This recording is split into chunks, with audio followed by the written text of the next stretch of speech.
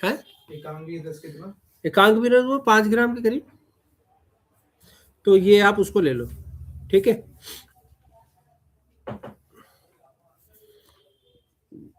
मिश्रण को बारीक पाउडर रूप में समान कर लें। तैयार मिश्रण को 30 बराबर खुराकों में बांट लेंगे। एक खुराक प्रातः व सायं भोजन के बाद गुनगुना शहद या दूध के साथ। अरिष्ट अश्व बलारिष्ट स्नायु व मांसपेशियों को दुर्बलता दूर करता है। अश्वगंधारिष्ट स्नायु व मस्तिष्क बलवर्धक है।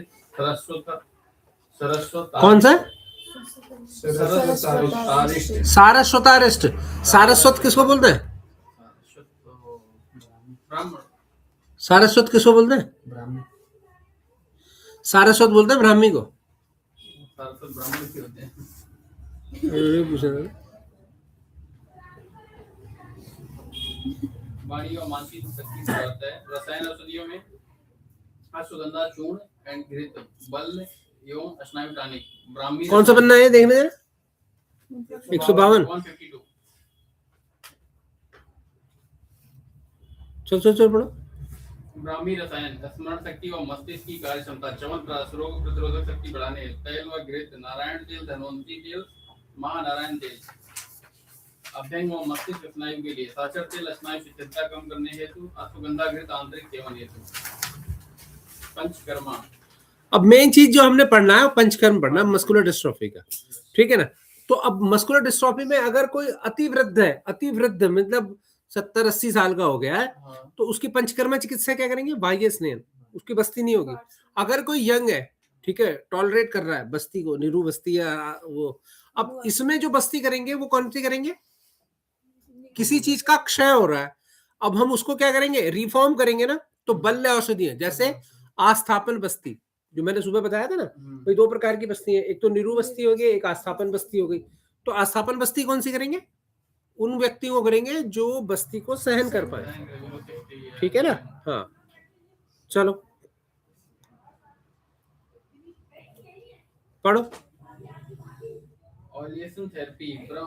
बाह्यशयन तेल, महामास तेल, बला तेल, नारायण तेल का अभ्यंग पूर्ण शरीर मालिश, विशेषकर पक्षाघातग्रस्त अंगों में। स्वेदन, पिंड श्वेत, नाड़ी श्वेत, पोटली। अच्छा, अब तेल का जब स्नेहन करना है तो कौन से तेल है वो लिखो। तेल कौन से लिखेंगे वो देख लो। अब ऊपर वाले पन्ने में लिखना। हाँ, एक तो आता बलवर्धक तेल, बला तेल, बला तेल, ठीक है ना, बला अश्वगंधादि तेल, फिर महामास तेल, विषगर्भ तेल, ठीक है। तो ये आप इसको प्रयोग में ला सकते हैं, जो स्नायु को और मांसपेशियों को। अच्छा, प्रसारणी तेल, क्या कहते हैं भाई, मेरे ना रक्त का संचार नहीं हो पा रहा है, ब्लड सर्कुलेशन नहीं हो रहा, तो प्रसारणी तेल देंगे, प्रसार करने वाला, ठीक है ना। अब वो कह रहा है मेरे को दर्द इधर से उधर घूम रहा है, ऊपर से नीचे घूमता है, पैर एड़ी तक जाता है, फिर ऊपर आ जाता है, तो ऐसे में सहचर्यादि तेल, ठीक है। चलो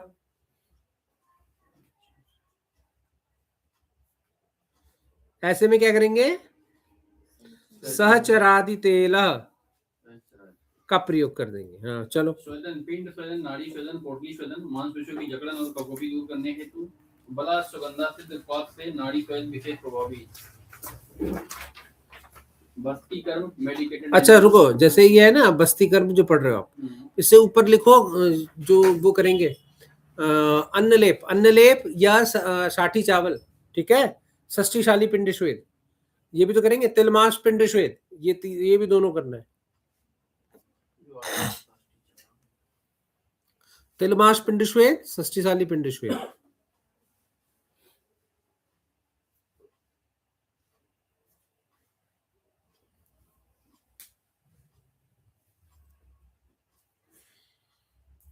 तिलमास पिंड श्वेत, षष्ठीशाली पिंड श्वेत, तो ये क्या करेगा कि जो मांस क्षयवात है, मांसगत वात है, उसको ठीक करेगा, ठीक है। और उसके अलावा भी जो कोई है, अगर वो कह रहा है जी मेरे हाथ पैर, जैसे डायबिटिक वाला पेशेंट है, वो झनझनाहट बताता है, नंबनेस बताता है, उसमें भी काम करेगा, ठीक है। हाँ, तो ये भी कर सकते हैं। और अगर किसी को कोई कहता है कि जी मेरे को तो वो होता है, क्या कहते हैं, ये कमजोरी है, ठीक है ना, तो कमजोरी है, झंझनाहट होती है, तो उसको भी दे दो, कोई दिक्कत नहीं। हाथ पैर सूख रहे हैं तो भी काम कर जाएगा।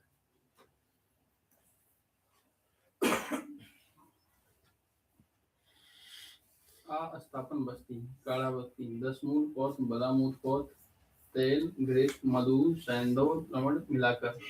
अनुवासन बस्ती, तैल बस्ती, तिल तेल, वला तेल, महानारायण तेल। नस्य कर्म, नजल थेरेपी, तुलोधारा व शिरोभंग के साथ नस्य का विशेष महत्व है। अनु तैल, महानारायण तैल 6 से 8 बूंद नसिका में मस्तिष्क व स्नायु तंत्र की दुर्बलता को दूर करने के लिए। शिरोधारा एवं शिरोबस्ती, क्षीर वाला तेल, महानारायण तेल, ब्राह्मी तेल, घृत से शिरोधारा। मस्तिष्क व स्नायु को पोषण व शांति। मर्म चिकित्सा, मांस अच्छा, अब मर्म चिकित्सा का क्या मतलब है कि जौन से अंग प्रभावित है उसी अंग के मर्म दबाने हैं। ठीक है, पता लग रहा पैर में दर्द हो रहा है, हाथ के दबाने लग गए उसे। अपर लिंग मर्म, ऊर्ध्व शाखागत मर्म, क्षिप्र मर्म, उंगलियों के बीच तल हृदय, हथेली का मध्य भाग। कूर्च मर्म, उंगलियों का मूल स्थान, कूर्च शिरा कलाई के पास की नसें, मणिबंध, कलाई इंद्रवस्ती, मध्य भुजा में। चाबी काय के लिए ना कहाँ आधे में तो चाबी तेरे पास ही तो होगी, मेरे पे कहाँ है? व्हाइट वाले स्कूटर कौन है? व्हाइट में लाया था ना, आपको देखी ना सीढ़ियों पे। ऊपर आदित्य थे। कपूर कोनी में अड़ी, भुजा का मध्य हिस्सा, पूर्वी बाजू के ऊपरी भाग। अब अगर देखो हाथ में दिक्कत आ रही है तो कौन से दबाएंगे? क्षिप्रमर्म। ठीक है, क्षिप्रमर्म है, कूर्च है, कूर्च शिरा है, फिर तो सॉरी तल हृदय आ गया, फिर मणिबंध, ठीक है, फिर इंद्रवस्ती, पूर्पर, आणी, पूर्वी, लोहिताक्ष, कक्षाधर। ठीक है, अब पैर के हैं तो फिर वही क्षिप्र, फिर कूर्च, कूर्शिरा, और जैसे देखो ज्यादातर नहीं ऊपर से आएगा मांसपेशियां या पिंडलियों से आएगा। आपने बहुत से मरीज देखोगे जी मेरे तो पिंडलियों में दर्द रहता है ना, तो वहां पर क्या करेंगे आप? क्षिप्रमर्म और कौन सा? गुल्फ, क्षिप्र और गुल्फ, इसको उद्दीपित करेंगे। लोअर लिम्ब अधा शाखागत मर्म, क्षिप्र, अंगूठे और उंगलियों के बीच। अरे कब तक आएगा? आ जाऊंगा 9 साढ़े 9 बजे तक। अबे एक दो कॉल ले आने का। जाते रहे हो विकास। भला नहीं चाहते किसी पाँव का मध्य भाग, कुछ पैर की उंगली। हमें घर में जाओ चलो। कुछ शिरा, टखने के ऊपर नसें, इंद्रवस्ती, पिंडली का मध्य भाग, गुल्फ, एड़ी, जानु, घुटना, अड़ी। तो पैर में क्या करेंगे फिर हम? क्षिप्र, गुल्फ, ठीक है, तल हृदय, और फिर इंद्रवस्ती, ठीक है, फिर जानु, फिर आणी, उर्वी, लोहिताक्ष और विटप, इन मर्मों को भी उद्दीपित करेंगे। हाँ बाबा चलो पढ़। ऊर्ध्व जत्रु मर्म, अपांग मर्म, स्थान नेत्र के बाहरी कोने अब पे। वो कह रहा है कि ऊर्ध्व जत्रुगत मर्म क्यों दबाने? ऊर्ध्व जत्रुगत मर्म इसलिए दबाने हैं क्योंकि जो स्ट्रेस है, तनाव है, अनिद्रा है, उसके कारण, दर्द के कारण, तो उनको भी रिलैक्स करेगा। चलो। सपनी मर्म, स्थान भूमध्य दोनों भुवों के बीच में। अधिपति मर्म, स्थान सिर के मध्य भाग, कर्णमूल व भूमध्य को जोड़ने वाली रेखा। आवर्त मर्म, शंख मर्म, स्थान कनपटी, कर्ण और नेत्र के बीच में। विधुर मर्म, स्थान कान के पीछे नीचे भाग में। अच्छा एक चीज और, जब हम मर्म चिकित्सा पढ़ेंगे ना, मर्म के बारे में पढ़ेंगे, तो हम मर्म वाला चैप्टर दोबारा पढ़ेंगे इसको। ये मर्म का है, बात समझ रहे हो ना? तो मर्म का क्या होगा कि भाई हर बीमारी में फिर हम मर्म चिकित्सा ही पढ़ेंगे। क्लियर हो गया ना? तो अभी आपको ऐसा लग रहा है ये पढ़ना है, परंतु ये सिग्निफिकेंट, अब जब आप फिर कभी ट्रीटमेंट करोगे या तो आप देख लेना कि भाई इसमें कौन कौन से मर्म दबाने। पैर के रोग में पैर के मर्म, हाथ के रोग में हाथ के मर्म, और कपाल के रोग में, मस्तिष्क के रोग में मस्तिष्क के मर्म। बस हो गया कल्याण। मत्रिका मर्म उन मर्मों का समूह है। स्थान गर्दन व दोनों ओर स्थित है। ये वाक, स्पीच, टंग, कर्ण, आइज की क्रिया को नियंत्रित करता है। कौन सी मर्म है? मत्रिका। क्या मत्रिका मर्म ये कहाँ होती है? ये समूह है। स्थान गर्दन के दोनों। मात्रिका, हाँ ये अरे कल बताया ना, ये गर्दन के एडम चप्पल के इधर ये सिरा मात्रिकाएं जो है, ये सिरा मात्रिका है ना। ये देखो ये दिख रहा है, ये दिख रहा है ना? तो इधर ये एडम चप्पल के ऊपर क्या है? ये तो नीला हो गया, ये मान्य हो गया, ठीक है, और ये दोनों तरफ क्या हो जाए? जो एंटीरियर जुगुलर है, तो उसमें कौन सी होती है? सिरा मात्रिका है। 4 मर्म ये होते हैं, 4 इधर, 4 और 4 8 और 4 12 और 4 अंदर होते हैं, ठीक है। तो कितने हो गए? 16। तो 16 मर्म इस कंठ के अंदर है। जो श्रृंगाटक मर्म है 4, वो भी तो अंदर है, ठीक है ना। वो बाहर विजिबल तो नहीं है ना।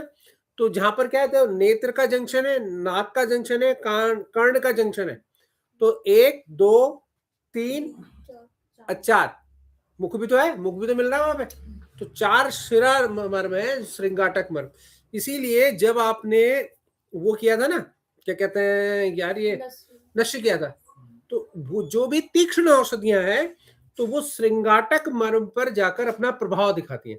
तो जैसे ही श्रृंगाटक मर्म पर प्रभाव दिखाएंगी, तो वहां से जो गंधवाही नाड़ियां होती है ना, ऑल्फैक्टरी जो ग्लैंड्स होती हैं, तो वहां से संवेदनाएं ऊपर की तरफ जाती हैं।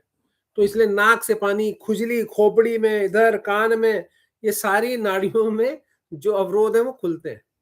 पानी अश्रु से आएंगे, नाक से आएंगे, मुंह से आएगा, सब तरीके से काम होगा। ठीक है जी, चलो। तो इस प्रकार से ये जो अच्छा, अब इसके हम कौन सी चिकित्सा पढ़ेंगे? मांसगतवात की प्राकृतिक चिकित्सा।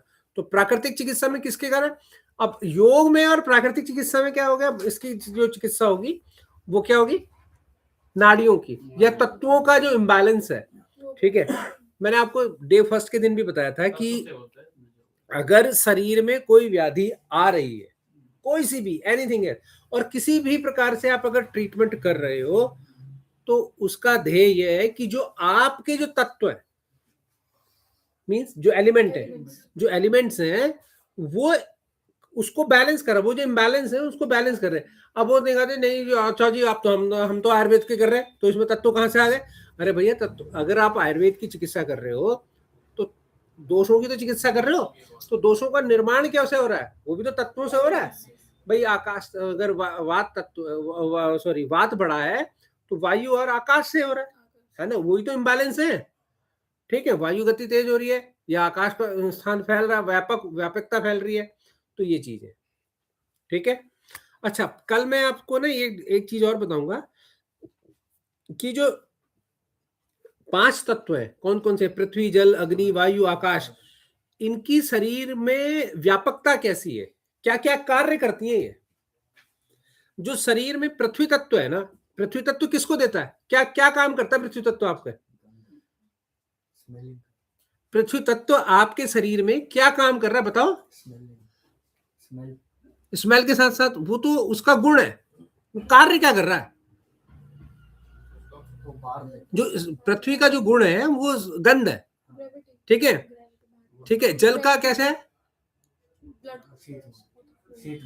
शीत गुण है, जल का शीत गुण है। अग्नि का क्या है? स्पर्श, स्पर्श गुण है। वायु का क्या है? शब्द गुण है, ठीक है ना। तो इस प्रकार से ये उसके गुण है। परंतु मैंने कहा कि जो पृथ्वी तत्व आपके शरीर में क्या कार्य कर रहा है? पृथ्वी तत्व शरीर में गुरुत्व को लाता है, गुरुत्व, ग्रेविटी को। अगर ग्रेविटी नहीं होगी तो हवा में उड़ते फिरो है ना। आपके शरीर में ऐसा क्या चीज है जो हवा में जाता है? अपान वायु। अपान वायु में गुरुत्व नहीं होता ना, तो स्थान तो है परंतु उसमें गुरुत्व नहीं। तो वो क्या है? वो दिख रही है आपको, पर मल तो आपको दिख रहा है, उसमें गुरुत्व है ना। जल भी है और पृथ्वी तत्व भी, बाहर के कारण से दिख रहा है। शरीर में जो जल है वो क्या दिखा रहा है? वो किसको प्रदर्शित कर रहा है? शरीर में जो जल है वो शरीर की लचीलेपन को दिखा रहा है, ठीक है, शीतलता को दिखा रहा है, लचक, जो फ्लेक्सिबिलिटी है। पानी फ्लेक्सिबल होता है नहीं होता, कहीं भी मूव हो जाएगा, किसी भी कैपिलरी में घुस जाएगा। जो लिम्फेटिक फ्लूइड है वो कहाँ गए? उसमें वो लिक्विड ही तो है, वो कहीं भी चले जाते हैं, ठीक है। जो कैपिलरीज में है, आर्टरीज में है, वीन्स में है, नर्व में है, न्यूरॉन्स में है, वो फ्लूइड ही तो जा रहा है भाई। ब्रेन में क्या क्या क्या चीज है? मैंने आपको बताया था, ब्रेन में क्या चीज है? लिक्विड। जो न्यूट्रिशन लिक्विड है वही तो मूव कर रहा है, ठीक है। अगर उसका न्यूट्रिशन प्रॉपरली नहीं होगा तो क्या होगा? मर जाएगा आदमी। वही तो बताया, डिहाइड्रेशन में ऐसे ही तो मरता है आदमी। अब दूसरी बात, जो अग्नि गुण है वो क्या करता है? क्या बोला तुमने? एसिड। जो अग्नि गुण है वो शरीर में किसको प्रदर्शित कर रहा है? ताप को, टेम्परेचर को। भाई मरे हुए आदमी का तो टेम्परेचर वही होता है, जीवित का ही तो होता है। अगर शरीर में ऊर्जा है तो वो ताप को दिखा रही है, अग्नि तत्व उसको दिखाता है, ठीक है। और वायु तत्व किसको दिखा रहा है? गति को, ठीक है, मूवेबिलिटी जो है, ठीक है, वो गति को दिखा रहा है। और आकाश किसको दिखा रहा है? व्यापकता को, ठीक है, फैलाव को। तो ये अलग अलग जो घटक हैं, तत्व हैं, वो इस प्रकार से हमारे शरीर में कार्य करते हैं, ये उनका गुण है, ठीक है लड़की। तो जब तक ये फंडामेंटल हमारा क्लियर नहीं होगा तब तक हमें कुछ भी समझ में नहीं आएगा। ना तो योग समझ में आएगा, बात समझ रहे हो, ना ही आयुर्वेद समझ में आएगा, ठीक। बहुत से लोग क्या होते हैं कि बड़े कॉम्प्लिकेटेड होते हैं कि भाई परमात्मा क्या है। आज एक लड़के एक से बात भी हो रही थी, परमात्मा क्या है, योग क्या है? योग क्या है कि अप्राप्त को प्राप्त करना। अगर आप योग की परिभाषा देखोगे कि अप्राप्त वस्तु को प्राप्त करना, अप्राप्त वस्तु कौन सी है? अब किसी शराबी को ठेका नहीं मिला तो वो कोई है उसके लिए क्या भैया ये तो प्राप्त हो गया, आज दारू प्राप्त हो गई, ठीक है, नहीं। ऐसी चीज जो अप्राप्त है सबके लिए, ठीक है। अगर आपको पैसा नहीं आ रहा है, ठीक है, और पैसा आपने एक टाइम में कमाना शुरू कर दिया तो प्राप्त हो गया आपको। तो वो नहीं है, वो तो इजीली है ना, मेहनत नहीं कर रहे थे आप, मेहनत करोगे तो आने लग जाएगा, ज्ञान आ जाएगा तो पैसा आने लग जाएगा। परंतु जो ईश्वर है, ईश्वर जो है वो अप्राप्त है और वो सबको नहीं दिखता, ठीक है। हजारों में, असंख्य लोगों में एक को प्राप्त होता है, ठीक है। तो उस चीज को प्राप्त करना योग है। हाँ, ये नहीं कि ईड़ा को पिंगला से मिला लिया तो ठीक हो गया तो ये चीज है। चलो पढ़ो। ओहो, क्या पढ़ रहे थे? तो तत्वों का बैलेंस चाहिए हमें, ठीक है ना। तत्व मैंने समझा दिया, अब तो मैं एनर्जी पूरी लगा दी, अब सेव भी हो गया इसमें चलो। मांस के तौर में जिसके मांसपेशियों का क्षय, दुर्बलता, जकड़न एवं चलने फिरने में कठिनाई होती है, प्राकृतिक चिकित्सा नेचुरोपैथी में इसका उपचार शरीर की प्राकृतिक ऊर्जा को जगा कर रक्त व स्नायु प्रवाह को संतुलित कर दिया जाता है। जल चिकित्सा, गर्म और ठंडे जल से सिकाई, प्रभावित भाग पे 3-3 मिनट गर्म से व गर्म 1 मिनट ठंडे पानी की सिकाई, रक्त संचार और स्नायु दीपन होता है। एनिमा, शरीर से विद्रव्यों की शुद्धि है तो एनिमा होते हैं। सूर्य चिकित्सा, सुबह की धूप में 15 से 20 मिनट प्रभावित भाग को सूर्य की ओर रखते हैं, प्रभावित भाग पर हल्का तिल सरसों का तेल लगाते हैं, इसमें विटामिन डी और स्नायु सक्रिय में लाभ। मृदा चिकित्सा, मड थेरेपी, प्रभावित हिस्से पर मिट्टी की पट्टी 30 मिनट तक दिन में एक बार, माथे व कपोल पर ठंडी मिट्टी का लेप, स्नायु व शांति, रक्त प्रवाह संतुलन। आहार चिकित्सा, डाइट थेरेपी, ताजे फल, संतरा, पपीता, अनार, अमरूद व हरी सब्जियां, अंकुरित अनाज व मेवे, बादाम, अखरोट। अधिक तेलीय, मसालेदार और जंक फूड वर्जित होता है। पर्याप्त मात्रा में नींबू, शहद तेल का सेवन करें। अन्य प्राकृतिक उपाय, तिल नारियल तेल से चेहरे की मालिश हल्के हाथों से। अच्छा, मैंने आपको उपवास का बताया था, उपवास का क्या मतलब है? किसी के साथ रहे, मतलब पर्टिकुलर उस फ्रूट या जैसे हाँ, चाय के साथ, उस आहार के साथ रहना या समय बिताना। मतलब जैसे जल उपवास, तो आज जल ही जल पिएगी, ठीक है।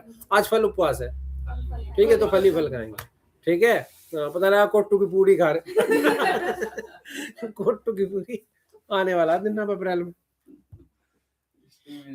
चलो पढ़ो। पुदीना व अजवाइन डालकर आराम और सकारात्मक मानसिकता, स्नायु शिथिलता को कम करने में। अरे ये भी खत्म करो, कल का आज ही निपटा लो, ठीक है जी। अब हम करेंगे माइग्रेन के बारे में। माइग्रेन है 8 बजे को 6 बजे आती हो कल? नहीं, मॉर्निंग में आ जाना। तो कल का दिन चलो मत आना।